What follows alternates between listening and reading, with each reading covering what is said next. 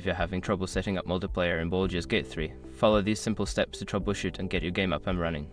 Step 1. Check game updates. Ensure that both you and your friends have the latest version of Baldur's Gate 3 installed. Game developers frequently release patches that can affect multiplayer functionality. Step 2. Verify internet connection. Make sure your internet connection is stable. A weak or intermittent connection can cause issues when trying to connect to multiplayer sessions. Step 3. Configure firewall settings. Check your firewall and antivirus settings to ensure that they are not blocking Baldur's Gate 3. You may need to add the game as an exception in your firewall settings. Step 4. Use the correct game mode. Confirm that you and your friends are trying to join the same game mode online or LAN. Mixing modes can prevent players from connecting to each other. Step 5. Restart game and system. Sometimes, simply restarting the game or your gaming system can resolve connectivity issues. Close the game completely and restart your device before trying to connect again.